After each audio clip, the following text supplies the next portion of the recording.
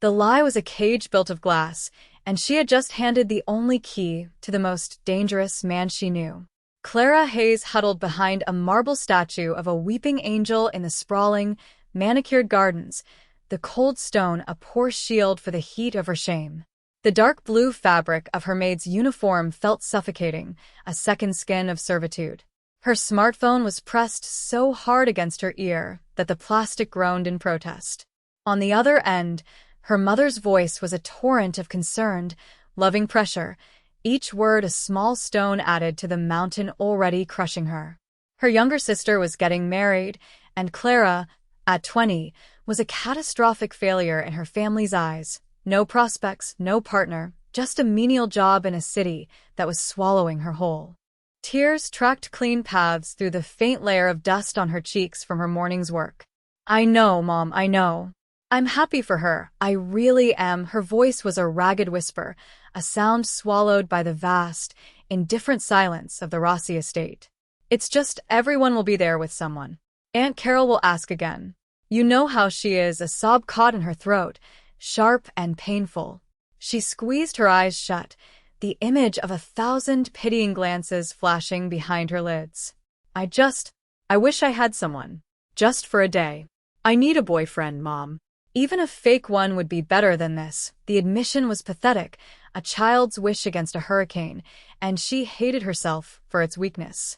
She didn't see the shadow that fell over the French doors of the study above, nor the figure that stood within, still as the statues that dotted his perfect lawn. He heard every broken syllable. Alessandro Rossi stood in the gilded cage of his study, a room where empires were managed with quiet phone calls and fortunes were decided with the stroke of a pen. The world outside his window was a masterpiece of control, hedges sculpted into geometric perfection, fountains whispering a placid, orderly tune. Nothing was out of place. Until now. He had been reviewing shipping manifests, the ink on the page as black and final as his reputation, when the sound of a choked sob had snagged his attention. It was a sound of pure, artless misery, a sound that had no place in his curated world. He saw her then, one of his staff, the quiet American girl, Clara. She was trying to hide, but in his domain there was no hiding. He listened, his face an unreadable mask of stone, as her pathetic, desperate confession bled into the afternoon air.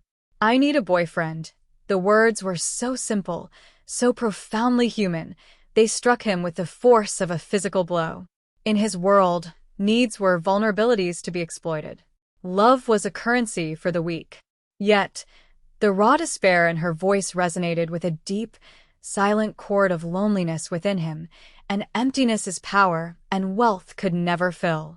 He watched her shoulders shake, her small frame convulsing with silent grief, and a thought, cold and calculating yet laced with an alien strand of something else, began to form. He saw a problem, and he saw a solution. An arrangement. It was the language he understood. He required a companion for the upcoming season of tedious charity galas and political dinners, a soft, unassuming presence to dull the sharp edges of his public persona. She required a man. The symmetry was pragmatic, almost elegant. He watched her end the call, wiping her face with the back of her hand like a child, and the decision solidified. He would descend from his tower not as a predator, but as an answer to a prayer she didn't even know she'd made. Later that evening, the air in the grand hallway was thick with the scent of lemon polish and old money. Clara was dusting a Rococo console table, her movements automatic, her mind still a maelstrom of familial duty and personal failure. The click of expensive leather shoes on marble echoed, each step a deliberate, resonant beat that made the fine hairs on her arms stand on end. She knew who it was without turning. Alessandro Rossi moved through his home not like he owned it, but like the very air was his to command. She froze, her hand hovering over the gilded wood, her heart hammering against her ribs. "Miss Hayes," his voice was low, a gravelly baritone that held no warmth, only authority. It was the first time he had ever addressed her by name. She turned slowly, keeping her eyes fixed on the knot of his silk tie, unable to meet the gaze she knew would be as sharp and dark as obsidian. Mr. Rossi, she murmured, her voice barely audible. He stopped a few feet from her, his sheer presence a physical pressure. He was a tall man, impeccably dressed in a tailored suit that seemed forged from shadows. I happened to be in my study this afternoon, he began, his tone maddeningly neutral. The windows were open. Ice flooded Clara's veins. He had heard. The humiliation was so intense it was dizzying. She wanted the marble floor to crack open and swallow her. Her face burned with a shame so profound she felt it in her bones. She could only stare at his chest, waiting for the inevitable dismissal, the cold words that would cast her out. You find yourself in need of a companion, he continued, not a question but a statement of fact. And I find myself in a similar position. My social calendar is demanding. It requires a certain presentation. A partner. He paused, letting the silence stretch, letting her mind race through 1,000 impossible conclusions. Then he delivered the final, life-altering blow. I am prepared to offer you a proposition. You will accompany me to a series of events over the next 3 months. In return, you will be compensated generously. And, for the benefit of your family, you will have a boyfriend. Clara's world tilted on its axis. The air rushed from her lungs, leaving a hollow ache in her chest. She finally lifted her gaze, forcing herself to meet his eyes. They were darker than she had imagined, and held a depth that was both terrifying and utterly captivating. There was no emotion in them, only the cool, detached assessment of a man weighing a business decision. You want to be my boyfriend? The words felt absurd on her tongue, a line from a mad play. The chasm between them was not a gap, it was a universe. He was power incarnate, a creature of wealth and shadow. She was a maid, invisible, a ghost who polished his silver and laundered his linens. I am offering a mutually beneficial arrangement, he clarified, his voice precise, cutting through her shock. A performance. You will play a part. You will be dressed, coached, and prepared. Your only duty is to be convincing. In public, you will be my devoted partner. In private, you will remain my employee. He extended a hand, not to her, but toward the study from which he had emerged. There is a contract. Everything is detailed. Your compensation, a non-disclosure agreement, and the terms of termination, a contract. He spoke of it as if they were merging corporations, not pretending at intimacy. The sheer, cold pragmatism of it was more chilling than any threat. Yet, beneath the terror, a desperate, insidious seed of hope began to sprout. This could solve everything. It was a lie, a monstrous, dangerous lie, but it was a shield. It was a way to face her family with her head held high, to silence the whispers and the pitying looks.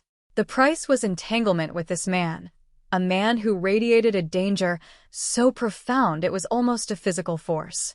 She looked from his impassive face to her own reflection in the polished marble floor, a girl in a simple uniform, lost and afraid. She would pay for this lie with more than just her soul. But in that moment, she was too desperate to care. With a barely perceptible nod, she whispered, I accept. The next 48 hours were a blur of transformation. Clara was removed from her domestic duties and placed into the hands of a severe woman named Francesca, who seemed to be Alessandro's chief of staff, stylist, and etiquette coach all rolled into one. Her simple, worn-out clothes were replaced by a wardrobe of understated, elegant dresses in muted tones of cream, slate, and navy. She was taught which fork to use, how to descend a staircase without looking at her feet, and how to make conversation that revealed nothing of substance. It was an exhaustive, humiliating process of being stripped down and rebuilt into someone else, someone worthy of standing beside Alessandro Rossi. Her first date was a trial by fire, a private dinner in a secluded alcove of the city's most exclusive restaurant. The silence between them was a living entity, thick and suffocating. Clara focused on her breathing, on remembering Francesca's endless rules. Alessandro watched her, his gaze unwavering, analytical. It felt less like a date and more like an interrogation where all the questions were unspoken. You are nervous, he stated, setting down his wine glass with a soft click. Try to breathe, Clara. A panicked woman is a conspicuous woman, The use of her first name was a calculated intimacy, a tool to settle her into the role, yet it sent a strange shiver down her spine. "I'm sorry," she whispered, her hands trembling in her lap. "I'm not used to any of this." He leaned forward slightly, the candlelight carving sharp angles into his handsome face. "You're used to being invisible. I am asking you to be seen. There is a difference. Your strength so far has been in your resilience, your ability to endure quietly. Now you must learn a different kind of strength. The strength of performance." He wasn't comforting her. He was instructing her, a director giving notes to his lead actress. And yet, there was a flicker of something else in his words, a hint of understanding that unsettled her more than his coldness. He saw her, not just the maid but the girl who endured. The thought was both terrifying and strangely thrilling, a tiny spark of warmth in the vast, cold space he commanded. The charity gala was a glittering nightmare of crystal chandeliers and hushed, powerful whispers. Clara felt like an imposter in her borrowed skin, a dove-gray silk gown that whispered against the floor and diamonds at her throat that felt heavier than chains. Alessandro was a formidable presence beside her, navigating the crowded ballroom with an easy, predatory grace. He introduced her simply as Clara, his hand a firm, proprietary weight on the small of her back. The touch was part of the performance, a piece of choreography, yet it sent a jolt of liquid heat through her entire body. People watched them, their eyes filled with a mixture of curiosity, envy, and fear. They were a study in contrasts.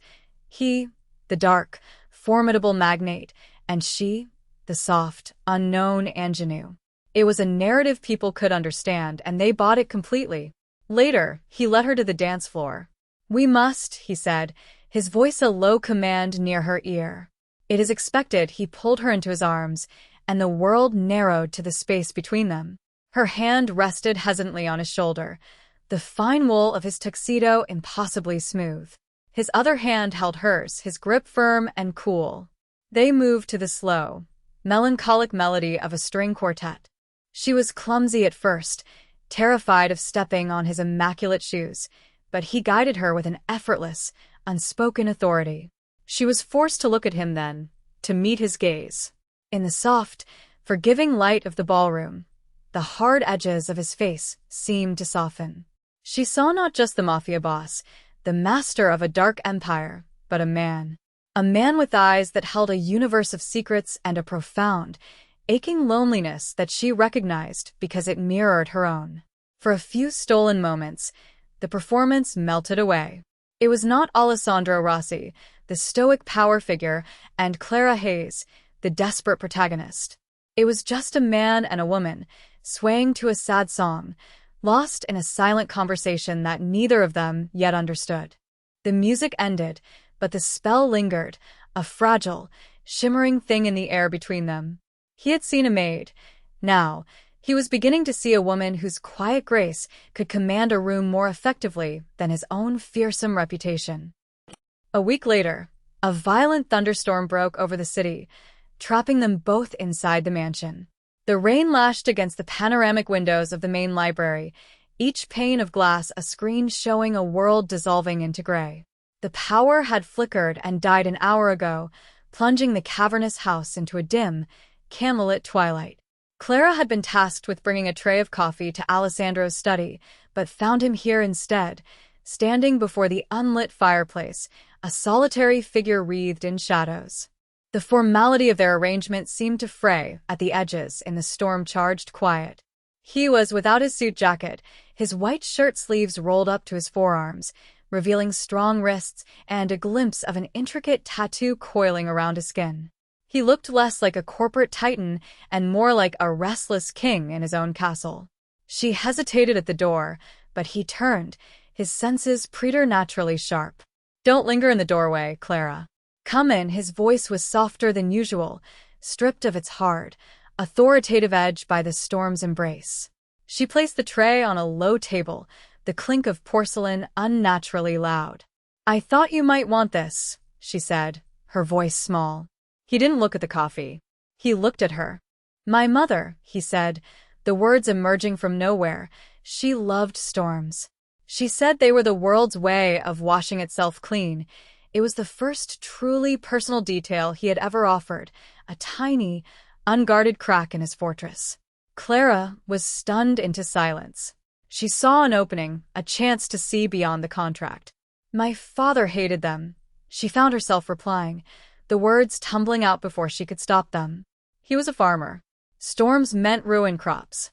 It's funny how two people can look at the same thing and see something completely different.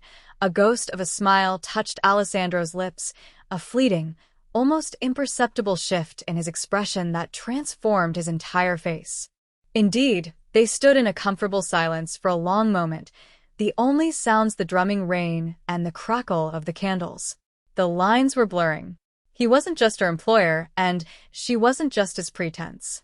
In the dim, intimate light of the storm, they were simply two lonely people, sharing a quiet moment of connection that felt more real than any of the glittering lies they performed for the world.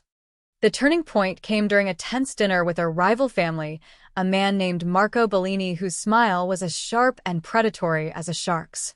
The meeting was a necessary evil, a diplomatic dance over plates of food that cost more than Clara's monthly salary.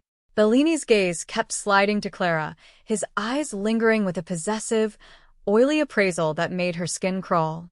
Alessandro's posture grew more rigid with each passing moment, his jaw tightening into a line of granite. The conversation was a minefield of veiled threats and corporate doublespeak. Under the guise of excusing himself, Bellini cornered Clara near the restaurant's private garden. "You are a lovely distraction for him," Bellini murmured, his proximity suffocating. "But Rossi tires of his toys eventually. When he does, you should know there are other men who would appreciate a woman of your charms." His hand reached out, brushing a strand of hair from her cheek, his touch lingering like a brand. Fear, cold and sharp, pierced through Clara. Before she could react, Alessandro was there. He moved with a speed that was utterly silent and lethally swift. He didn't raise his voice. He didn't make a scene. He simply placed his hand on Bellini's wrist, his grip so tight that the other man's face went pale. The pressure was immense, a quiet promise of shattered bones. "Marco." Alessandro's voice was a low, chilling whisper, a sound colder than the grave. "You will remove your hand. You will return to the table and conclude our business. And you will never, ever look at her again. Do you understand me?" The raw, undisguised menace in his tone was terrifying. Bellini, a powerful man in his own right, seemed to shrink, all his bluster evaporating in the face of Alessandro's glacial fury. He snatched his hand back, as if burned. "I understand," he stammered, before retreating. Alessandro turned to Clara. His face was a mask of controlled violence, but his eyes, when they met hers, held a storm of something else. It wasn't calculation. It wasn't performance. It was a raw, primal protectiveness that was utterly, terrifyingly real. In that moment, the last vestiges of their carefully constructed artifice burned away, leaving them both exposed and shaken. He hadn't been protecting an asset. He had been protecting her. The ride back to the mansion was a silent, tension-soaked ordeal. The air inside the luxury sedan was thick with unspoken words, with a violent, protective energy that still radiated from Alessandro in waves. Clara sat as far from him as she could, her hands clenched in her lap, her mind replaying the scene with Bellini over and over. She replayed the look in Alessandro's eyes, the quiet, brutal efficiency with which he had dismantled a dangerous man to protect her. The contract, the performance, the careful lines they had drawn between them, all of it felt like a distant, irrelevant memory. The pretense was no longer just blurred, it was shattered. When the car pulled into the sweeping driveway, he didn't wait for the driver to open her door. He was out and around the car in an instant, his hand extended to her. She took it, and his skin was still cool, but a current of energy passed between them. He led her not to the main entrance, but through a side door and up a private staircase that led to his personal wing of the house. He didn't let go of her hand. They ended up in his private study, a room far more intimate than the formal library.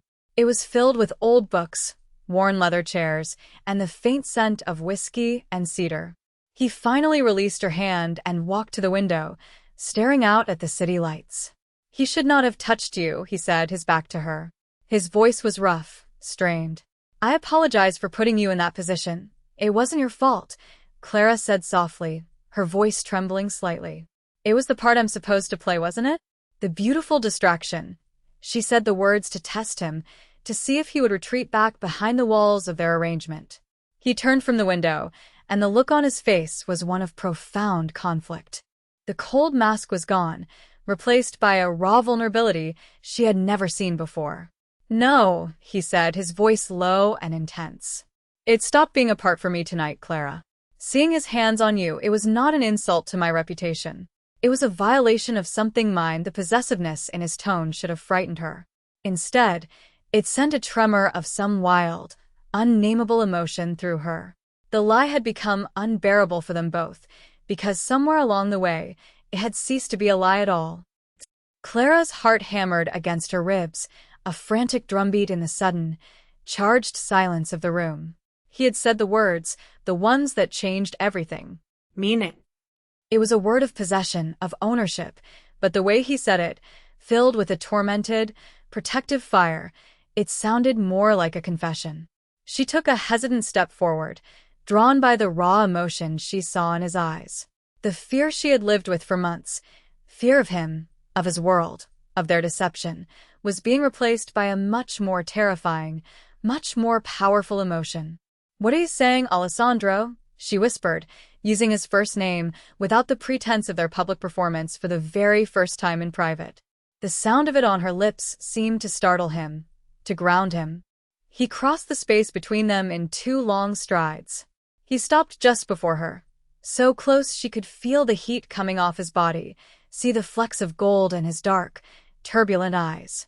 He raised a hand, his fingers hesitating for a moment before gently, reverently, tucking a strand of hair behind her ear. His touch was electric, a stark contrast to the casual, performative touches in public. This was real. This was for them. "I am saying," he began, his voice a low, husky rumble, "that the contract is meaningless. I am saying that when I saw him look at you, I felt a rage I have not felt since I was a boy who had nothing.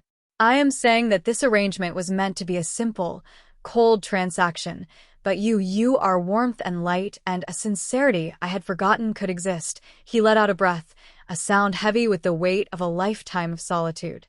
"I don't want to pretend anymore, Clara. I don't want you to be my companion for social events. I want you to be my partner. In this house. In my life. I want this to be real." It was the most eloquent, heartfelt plea she had ever heard, made all the more powerful by the man it came from, a man who dealt in control and commands, not in vulnerable confessions. Tears welled in her eyes, but they were not tears of sadness or fear. They were tears of overwhelming, cathartic release. All the confused feelings, the attraction she had fought, the genuine affection she had developed for the lonely man behind the monster, it all came rushing to the surface. "I want that too," she breathed, the confession a mirror of his own.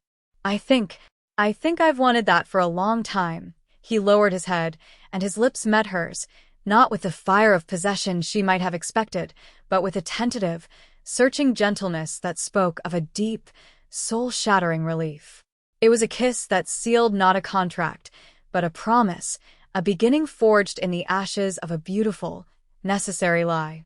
The epilogue came 3 years later, not in the cavernous, echoing halls of the Rossi mansion, but on the sun-drenched porch of a stone cottage overlooking the sea. The air smelled of salt and wild lavender. Clara, dressed in a simple sundress, sketched in a notebook, designing a new garden bed. Alessandro sat beside her in a worn armchair, his sleeves rolled up, reading a novel.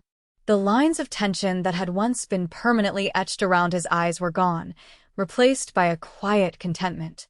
He had not abandoned his world, but he had carved out a sanctuary within it, a place where he was not the feared Don, but simply Alessandro.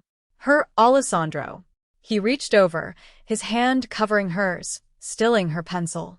She looked up and smiled, a genuine, easy smile that he had come to cherish more than all his wealth. Her family had been shocked, then terrified, then, eventually, accepting. They could not deny the profound happiness she radiated, nor the fierce, quiet devotion with which he treated her. Their life was an impossible paradox, a quiet love story lived in the shadow of a dangerous world.